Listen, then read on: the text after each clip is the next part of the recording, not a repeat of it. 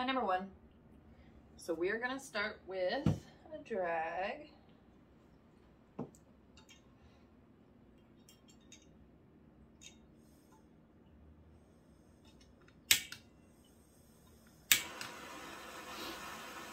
Had to get a new nozzle. It's a little bit different. It's all right, we got it. Okay, so we're going to get some messages on what your car says about you.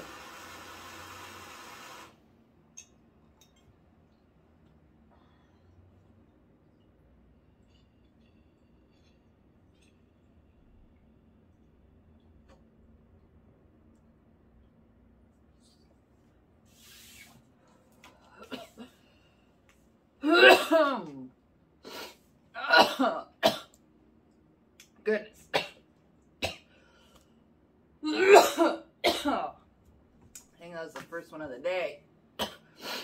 Oh, and those ones will get you, you know? Oh, and there goes my nose. Hold on, I'll be right back.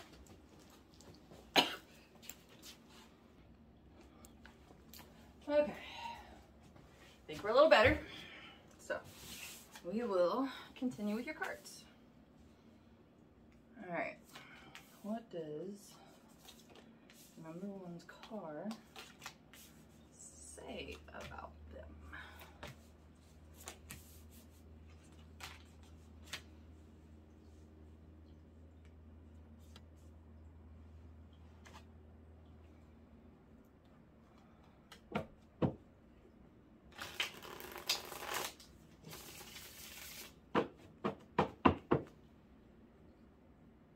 Well, you definitely have a family car.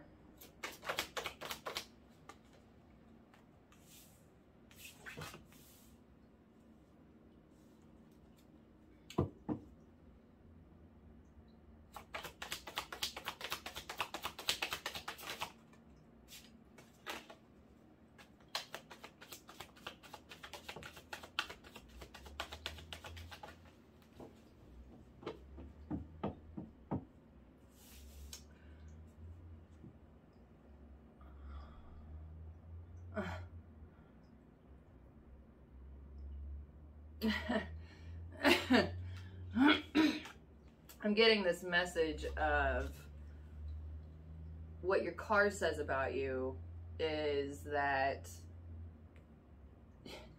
you have a family and that your family does take priority over your own interests, because what your car says about you is you are driving this because you have a family and you need to, but you'd rather be driving something else. Nothing wrong with that. No shame in that.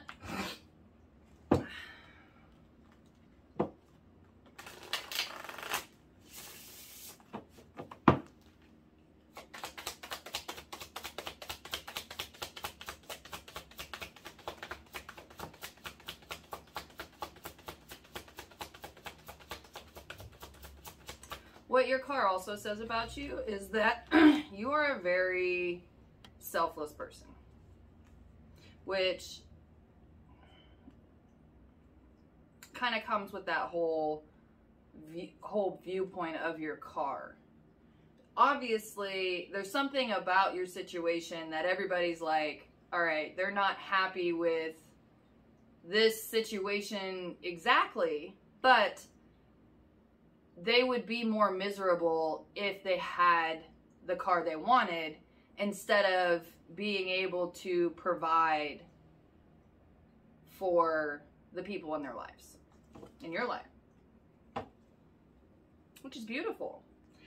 It can also lead to depression if you continue to give and give and give and give, but don't do anything for yourself. Then you're miserable. You're drained, you're tired, but for some reason it's just your driving force. And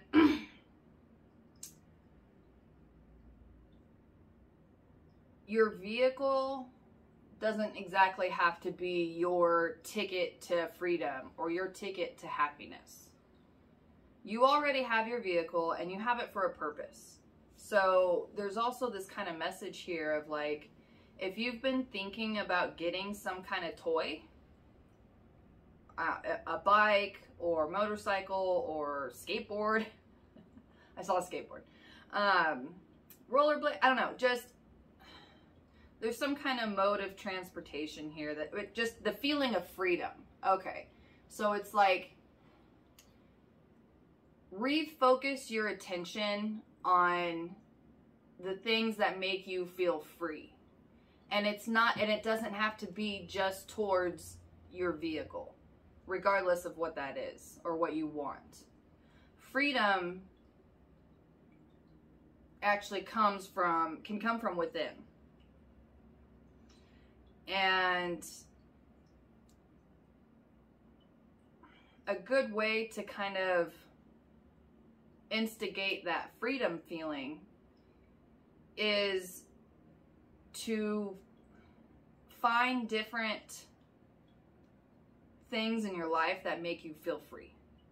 Like music. If there's a song that makes you just feel more free, you can play that in your vehicle, and then you can really kind of start to shift your situation. And instead of just having this set mind of, I'm not happy with this, I'll be happy when I have this. And you're not going to be happy when you have that. If you're not able to try to make yourself happy in the current situation you're in now, you're not going to be able to do it even if you achieve all your dreams. They're going to be empty and pointless because you still didn't focus on what makes you happy.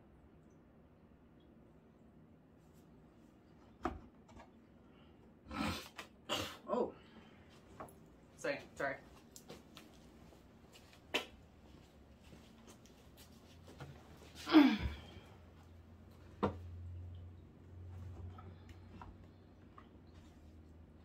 So this was kind of that whole last little rant. Basically saying that if you can find, like, that's the best example that's coming to me is like, find music that makes you feel free, makes you feel good, and then play that in your vehicle if you can, in some fashion. Or even if you just turn your radio off and play it off YouTube on your phone, you can still kind of instigate that freedom feeling. And especially if you can instigate that freedom feeling in the scenarios that you feel the least free in, then you're able to really shift how you feel and how you view your current situation.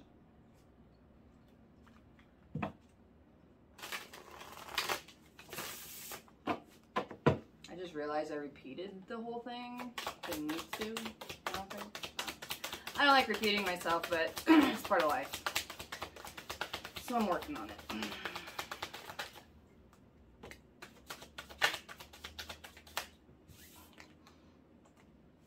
Wow. There's a lot of love here. Like, you are a just completely selfless person. Completely. And I understand that. But that also drains you, makes you depressed. And if you don't have any love left inside of yourself, then you're not going to be able to keep giving it. Then you're going to turn resentful. And then that's when things really start moving south. And it's like, even then, if you move on to a different situation where you're single and free, you're still not going to be happy. So, if you can start to instigate feeling happy for yourself in situations that you aren't normally happy in, this is going to shift your whole world. And we kind of got off the subject of what your car says about you, but that's what Spirit wanted me to tell you. So, what your car says about you is that you're a very selfless, loving person who puts all of the people in your life first, and you are obviously not happy with what you are in. So, good luck. We'll see you later. Hi, number 2. So we're going to start with a dab.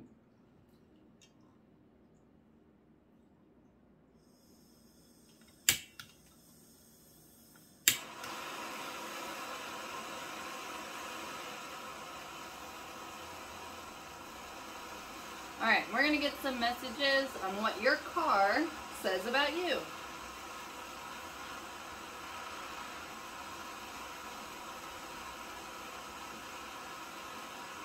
It's getting a little plugged up.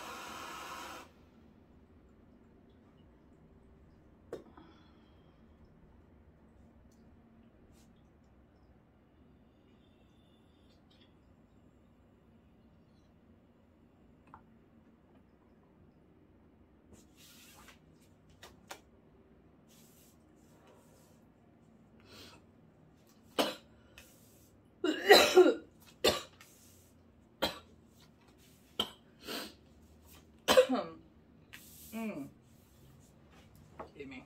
Sorry.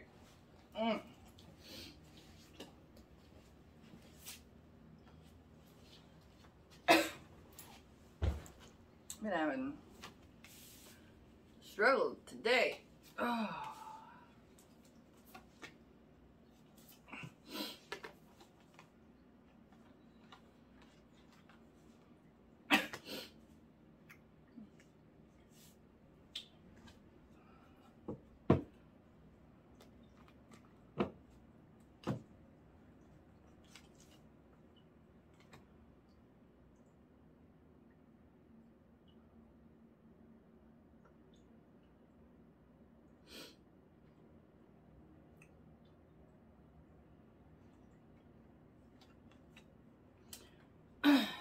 What your car says about you, regardless of what your car is or looks like, what it says about you is exactly where you're at in life. Meaning, if your car is trashed, that's where you're at mentally, emotionally, physically. And if your car's really nice and neat and put together and looks like the whole package, that's where you're at in life. If it looks like the wheels are about to fall off, that's where you're at in life.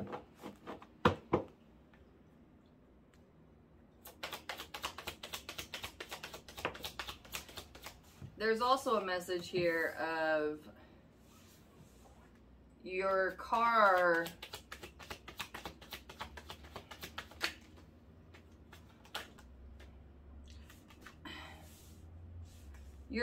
really says the truth about yourself, about you, in whatever way. So kind of going with that same first theory with your car represents where you're at in life. It also tells people your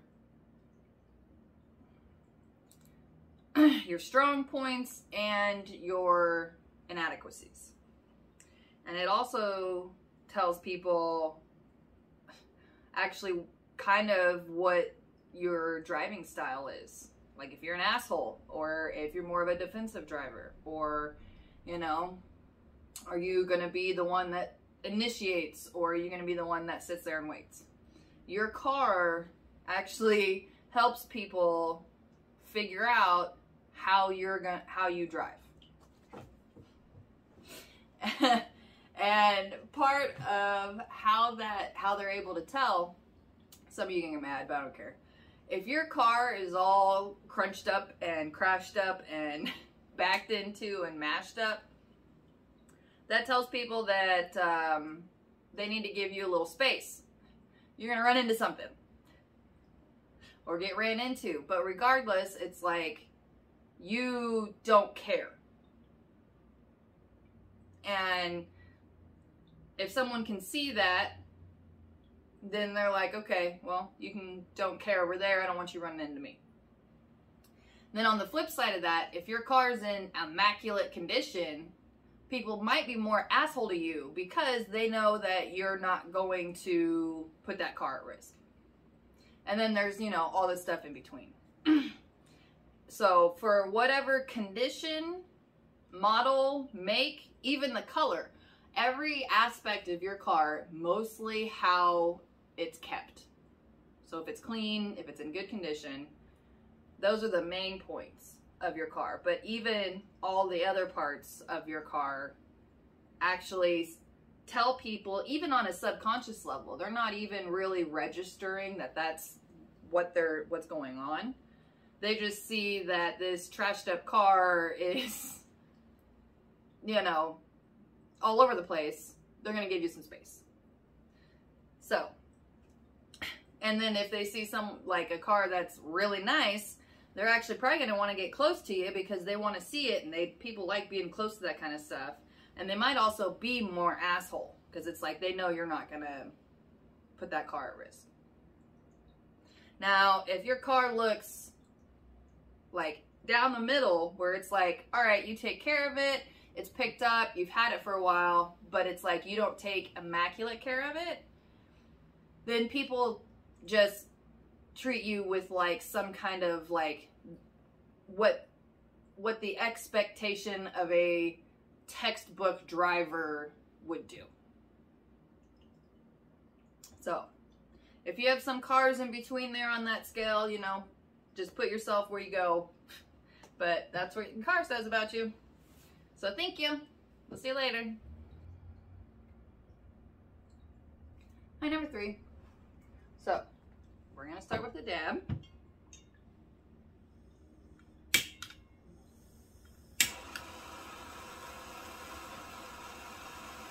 And we're going to get some messages on what does your car say about you.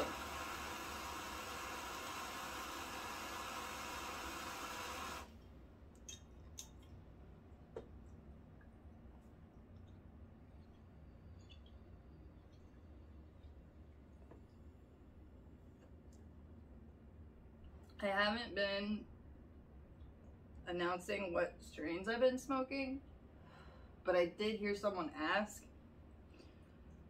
And I also heard someone say, what's your favorite? This one particular is Citral Flow. I hate citrus. This doesn't actually taste like citrus, and it says Citral. I don't know what that means. But the main part though, my favorite is Flow. Flow puts you in the flow. It's amazing. It opens up that creativity and just puts you in the flow. Like it's cheesy, but it does. It works for me.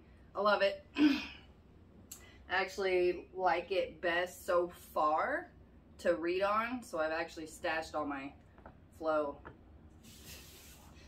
Don't tell my husband. I gave him all the citrus ones because I don't like them. They make me gag and feel sick.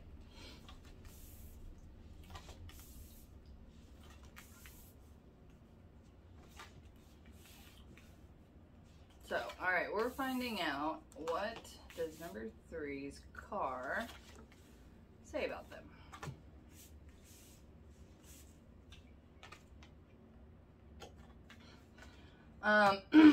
So your car is very expressive of your personality. Meaning, if you have some color that's not normal, or some make and model that's not normal, or just there's something about your car that's just not normal for where you live. And that tells people a lot of the kind of person you are. Okay, so I got this weird example. I saw this, my husband and I, we saw this vehicle, and I'd never seen anything like it. It was like a big box, which I don't, it's like I don't like them, but you know, it takes all types. And so, but that's why I thought it was really weird, because it was like a big box looking thing, bright purple, like hippie flowers. Okay, sorry, they're not hippie flowers. They were like the flower power, like, yeah, anyway, 60s, I guess hippie. Yeah, hippie, okay. Anyway, it was just this like crazy car, and I had to say something. You know, like, babe, you see that? And he looks at it and he was like, whoa. And it was funny because when I saw it, And I heard his reaction. I got this immediate download. And then I felt bad because I was like, that person, they've had to find some outlet for their creativity because they keep getting stomped on at work. Like, they're one of those people that works in a big corporation and has amazing ideas, but they get taken, they get ran over, they get abused and used and siphoned for their creativity. But it's like they had to go to like such extremes with the vehicle, and I felt bad. But anyway, so that's that example. That's kind of what your car does for other people. And it doesn't have to be that extreme of an example, but it very well could be. And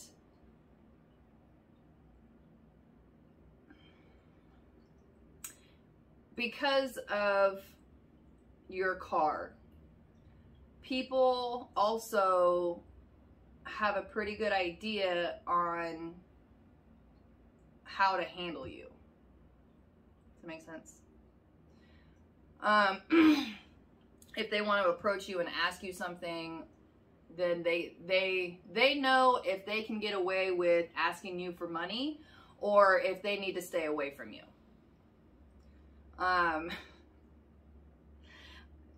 And your car, or like, you know, it's like if you're waiting in line or if you're pumping your gas and you get talked to a lot, it's because of your vehicle. Your vehicle tells people that you're good to talk to. For whatever it looks, whatever is going on, that's what's happening. I feel like I fall very much in this category. So, hey, let's go. Mine's just the make and model. My car's white.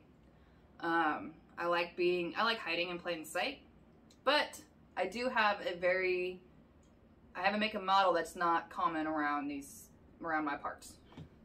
And it's funny because my husband gets approached all the time, especially by beggars, and I never do. And now I know mostly it's because, well, okay, it doesn't. My car is just kind of an extension of the fact that I'm already, yeah, you don't want to talk to me. You don't want to meet me in the wild. I'm gonna make you work for it, and you're gonna. It's gonna be funny. Anyway, moving on. So, if you've ever wondered kind of weird things going on, it might be because your car is actually sending out vibes that you might not be trying to send out. But there you go. Thank you, and we'll see you later. My number 4. So, take a drink. And we're going to do a dab.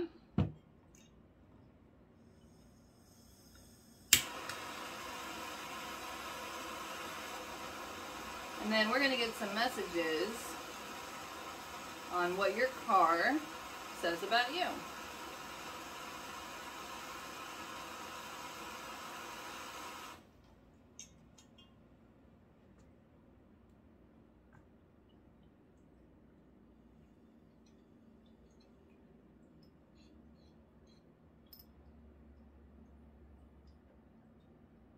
Starting to get clogged up.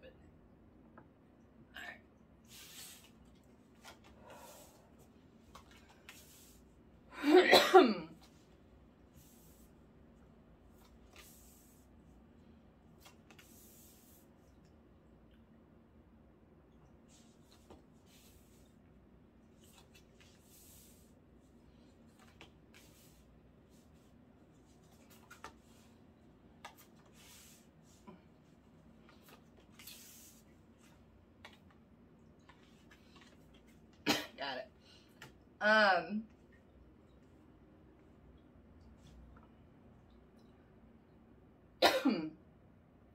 What your car says about you is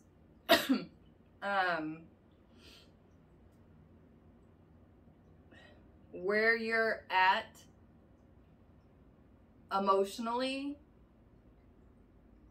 and like maturity wise. Okay, so if you're okay. All right, I'm going to use this example. It's probably not you, but this is the example I got. So if you're, you know, a middle-aged man driving a brand new sports car, everyone's thinking middle-age crisis. That's what your car says about you. Now, most of you are not middle-aged men driving a sports car. And it's why I was laughing, because it doesn't apply to anybody. And it might, I don't know. But so far, more than likely, not. But the example still stands. Whatever you're driving or riding, people can tell how mature you are. They can tell if you're going to be more of a child or more like an adult. And your car also says kind of not only maturity wise, but where you're at in life. So that middle-aged man driving the sports car, he's middle-aged, like we're, you know, thinking midlife crisis. Well, he's obviously an adult because he's able to afford that car, get that car, or at least adult enough to be able to acquire that kind of car. Now, people might be a little bit walking on eggshells around you because, or around this guy, because it's like, all right, well, he's kind of having a hard time. He might, you know, something might happen. Or, you know, he's having a good time. It's kind of one of those, but people are a little bit more on edge because it's like, well, is he volatile, or is he, you know, just making changes? Whereas if this middle-aged man is driving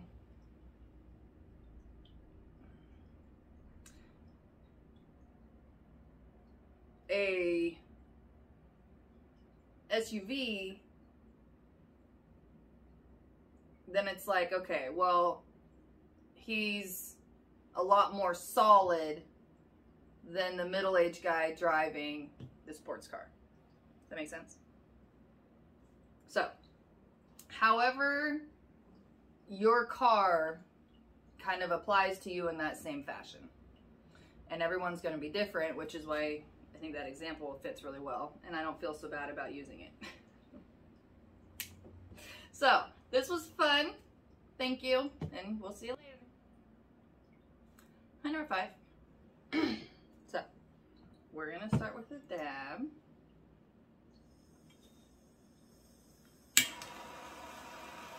And then we're going to get some messages on what your car says about you. I'm getting a little clogged up.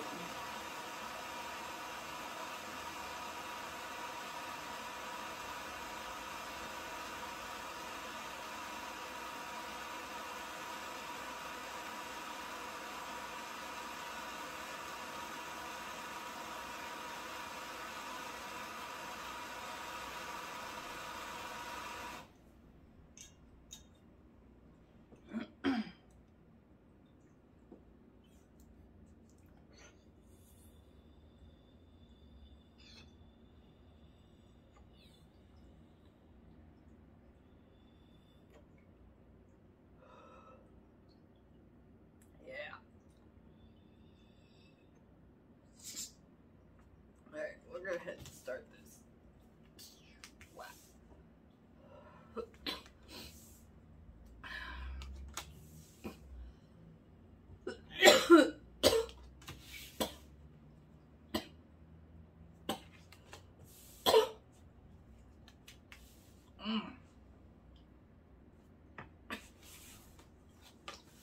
Whew.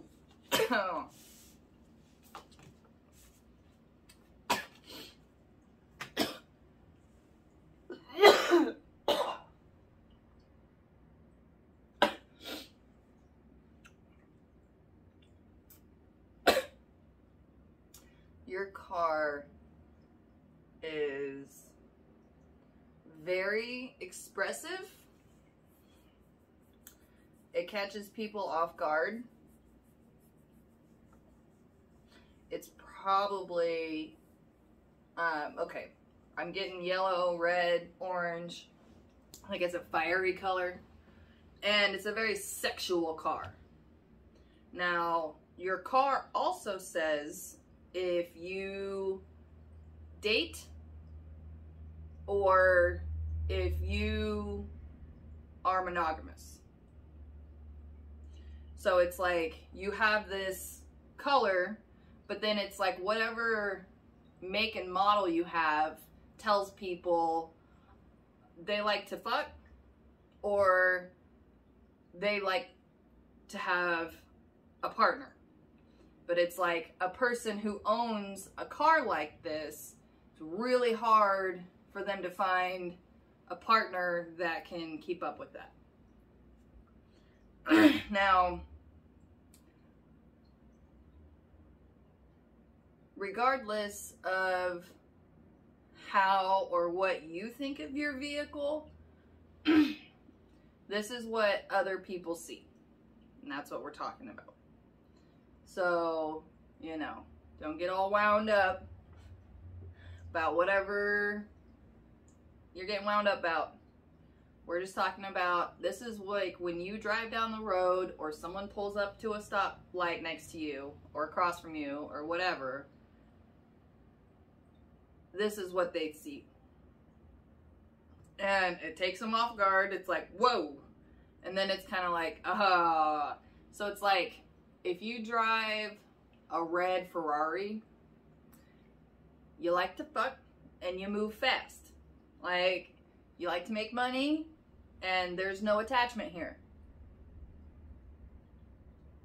Unless there's actually someone that can keep up, but you're holding out, like you're going to be dating until that happens, if it were to happen.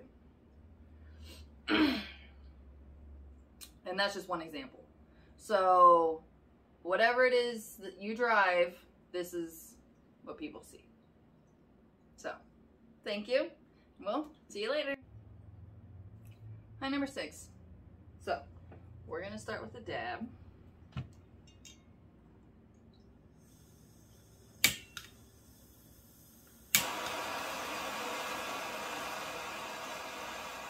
And then we're going to get some messages on what your car says about you. We're getting a little blocked up, so we're going to heat her up.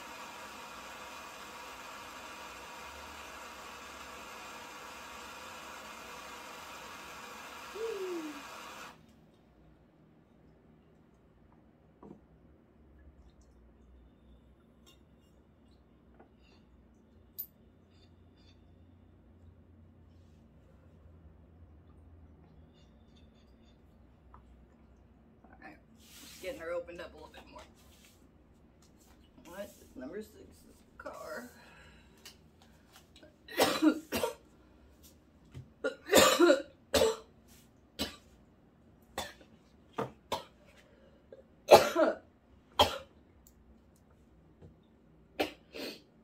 Well, your car is a neutral color, brown, gray, beige.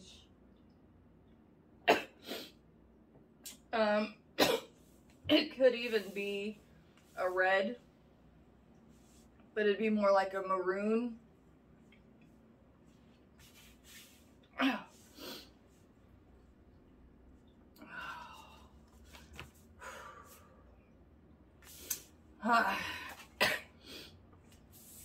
And what your car says to other people is you are steady, loyal, caring, reliable, dependable,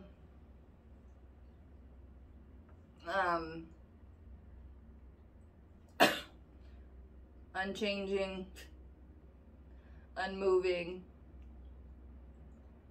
but you will if you have to, but only when forced.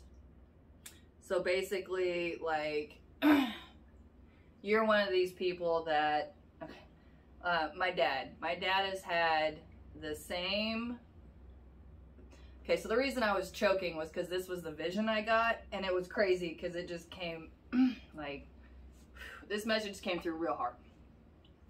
And my dad has had the same brown truck for over 20 years. And he takes care of it, does his own oil changes and stuff. And actually, I don't know if he still does that. I know he used to. We don't talk anymore. But it's like, and now it's getting to the point where it's like, you can tell this truck is like, it's old. And it's time, and it's been past time to get something different, but they're still going. That's this pile. And the only way that you're gonna get a different vehicle is if the thing literally just is dead. It's done. There's nothing. It's just there. You get to a point. My husband also has a friend who had a truck that he wanted to put 400,000 miles on it. And he did. And he said that the amount of money he put in that truck to keep it going was way, way more than just if I would have just bought another vehicle. Or he would have just bought another vehicle. So, that's what your vehicle says about you. So, thank you, and we'll see you later. Hi, number 7. So, we're going to start with a dab.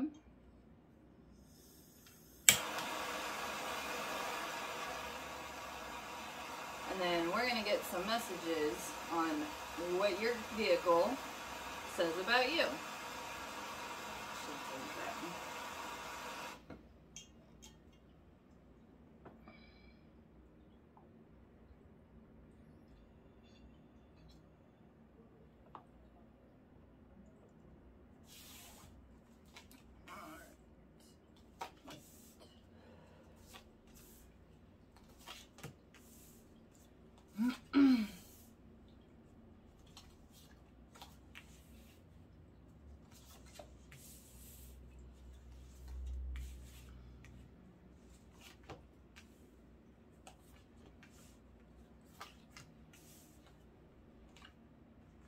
So, you either have a blue car, or an orange car, or a green car.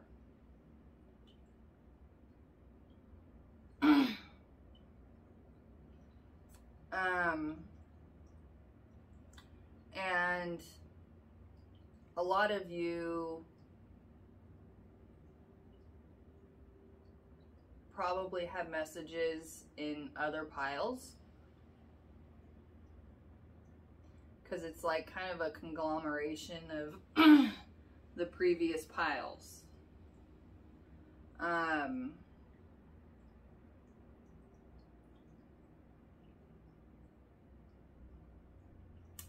The main message coming through is what your car says about you is how you feel about yourself.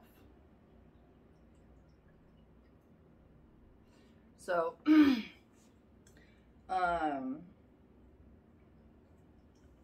if your car is kind of beat up, then people assume that's how you feel about yourself. Or, you know, if you take really good care of your car, take a lot of pride in your car, then that's how people feel like that's how you feel about yourself.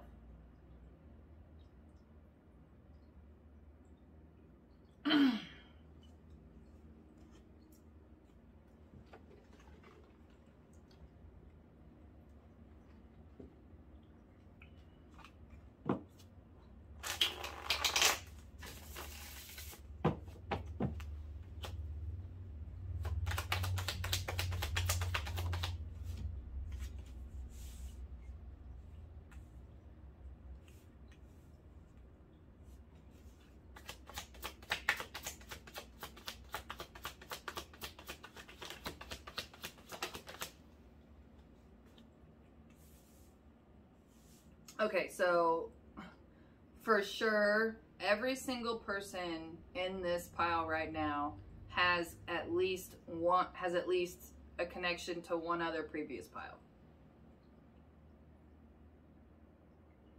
And the main message that's just repeating is how your car looks is people feel like that's how you treat your car is how you treat yourself, and therefore how you treat other people. So go check out that other pile you were drawn to if you have not already for more information, and we'll see you later.